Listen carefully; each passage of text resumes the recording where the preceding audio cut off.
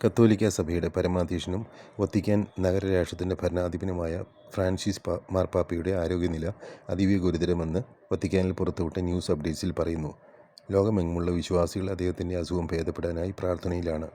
അർജന്റീനയിൽ ജനിച്ച 88-കാരനായ pop Francis ശക്തമായ ആസ്മയും ശ്വാസതടസ്സവും ന്യൂമോണിയയും ഉണ്ട് എന്ന് ന്യൂസ് അപ്ഡേറ്റ്സിൽ പറയുന്നുണ്ട്. ഇന്നലത്തെ അവസ്ഥയേക്കാളും പോപ്പിൻ്റെ ആരോഗ്യനില ഇന്ന് കൂടുതൽ ഗുരുതരമായി എന്നു ന്യൂസ് പുറത്തു വന്നതോടെ മെക്സിക്കോ മുതൽ അർജന്റീന വരെയും പസഫിക് മുതൽ അറ്റ്ലാന്റിക് കോസ്റ്റ് വരെയും കത്തോലിക്ക വിശ്വാസികൾ വിശുദ്ധ കുർബാന അർപ്പിച്ചും മെഴുകുതിരികൾ കത്തിച്ചും പ്രാർത്ഥനയിലാണ്. 2013 പോപ്പ് ബെനഡിക്ട് 16 രാജിവെച്ചതിനെ തുടർന്നാണ് പോപ്പ് ഫ്രാൻസിസിനെ അദ്ദേഹത്തിൻ്റെ പിൻഗാമിയായി തിരഞ്ഞെടുത്തത്. സെൻറ്റ് ഫ്രാൻസിസ് അസിസിയോടുള്ള ബഹുമാനാർത്ഥമാണ് മാർപ്പാപ്പ ഫ്രാൻസിസ് എന്ന പേര് തിരഞ്ഞെടുത്തത്. പോപ്പിൻ്റെ ആരോഗ്യനില അതീവ ഗുരുതരമാവുകയോ അദ്ദേഹം മരണപ്പെടുകയോ ചെയ്താൽ വത്തിക്കാനിലെ ഒരു സീനിയർ ഒഫീഷ്യൽ ആയ കാമർലെൻഗോ ആണ് ഈ അവസ്ഥ ലോകത്തെ അറിയിക്കുക. ഇപ്പോഴത്തെ കാമർലെൻഗോ ഐറിഷ് ബോൺ കർദിനാളായ കെവിൻ ഫാരലാണ്. പോപ്പ് മരുന്നുകളോട് പ്രതികരിക്കാതെ ഗുരുതരാവസ്ഥയിലായാൽ മാർപ്പാപ്പയുടെ ഒഫീഷ്യൽ കുറിപ്പുകളിൽ പതിപ്പിക്കുന്ന ഔദ്യോഗിക സീലായ അദ്ദേഹത്തിൻ്റെ സിഗ്നറ്റ് റിംഗ് നശിപ്പിച്ച് അദ്ദേഹത്തിൻ്റെ പോപ്പായുള്ള കാലാവധി തീർന്നതായി പ്രസ്താവിക്കും. പിന്നീട് കാമർലെൻഗോ കോളേജ് ഓഫ് കാർഡിനൽസിനെ വിവരമറിയിക്കുകയും പോപ്പ് മരണപ്പെട്ടതായുള്ള വാർത്ത പൊതുജനങ്ങൾക്കായി അറിയിച്ചുകൊണ്ടുള്ള പ്രസ്താവന ഇറക്കുകയും ചെയ്യും. ഫെബ്രുവരി 14 മുതൽ ആശുപത്രിയിൽ ചികിത്സയിലായ പോപ്പിൻ്റെ ആരോഗ്യനില കഴിഞ്ഞ 24 മണിക്കൂറിൽ അതീവ ഗുരുതരമാവുകയായിരുന്നു. ഗുരുതരമായ ശ്വാസതടസ്സം നേരിട്ട പോപ്പ് പിന്നീട് ന്യൂമോണിയ സ്ഥിരീകരിക്കുകയുമാണ് ചെയ്തത്. അദ്ദേഹത്തിന് ഇപ്പോൾ ഹൈ ഫ്ലോ ഓക്സിജൻ നൽകുകയും ബ്ലഡ് ട്രാൻസ്ഫ്യൂഷൻ നടത്തുകയും ചെയ്യുന്നുണ്ട്.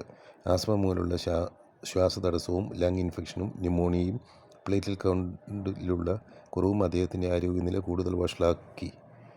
ഫെബ്രുവരി 14 അദ്ദേഹത്തെ ആശുപത്രിയിൽ അഡ്മിറ്റ് ചെയ്തതിനു ശേഷം ആദ്യമായാണ് അദ്ദേഹത്തിൻ്റെ ആരോഗ്യനില വിവരിച്ചുകൊണ്ടുള്ള ന്യൂസ് ബുള്ളറ്റിനിൽ ക്രിട്ടിക്കൽ എന്ന വാക്ക് ഉപയോഗിച്ചത്.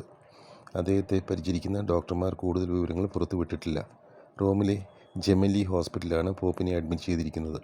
അദ്ദേഹത്തിനെ ശുശ്രൂഷിക്കുന്ന ഡോക്ടർ സെർജിയോ അൽഫെയ്രി പറയുന്നത് പോപ്പിന് ഡബിൾ ന്യൂമോണിയ കാരണം 2 ശ്വാസകോശങ്ങൾക്ക് ഇൻഫ്ലമേഷൻ ഉണ്ട് എന്നും അതുകൊണ്ടാണ് അദ്ദേഹത്തിന് ശക്തമായ ശ്വാസതടസ്സം നേരിടുന്നത് എന്നുമാണ്.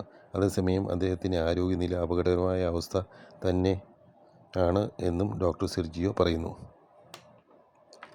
US മീഡിയ പൊളിറ്റിക്കോ 2 വെളിപ്പെടുത്താത്ത സോഴ്സുകളെ ഉദ്ധരിച്ച് മാർപ്പാപ്പ രാജിവെക്കാനുള്ള തയ്യാറെടുപ്പിലാണ് എന്ന് റിപ്പോർട്ട് ചെയ്തു.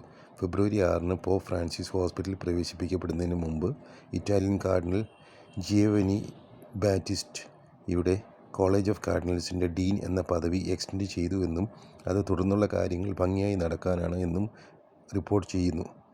ആരോഗ്യ കാരണങ്ങളാൽ തൻ്റെ കർത്തവ്യങ്ങൾ നടത്താൻ ബുദ്ധിമുട്ടായാൽ പുതിയ പോപ്പിനെ തിരഞ്ഞെടുക്കുന്നതുൾപ്പെടെയുള്ള കാര്യങ്ങൾ സുഗമമാക്കാൻ പോപ്പ് ഫ്രാൻസിസ് മുമ്പ് തന്നെ അദ്ദേഹം രാജിവെച്ചുള്ള ഒരു ലെറ്റർ തയ്യാറാക്കി വെച്ചിട്ടുണ്ട് എന്നും റിപ്പോർട്ടിൽ പറയുന്നു.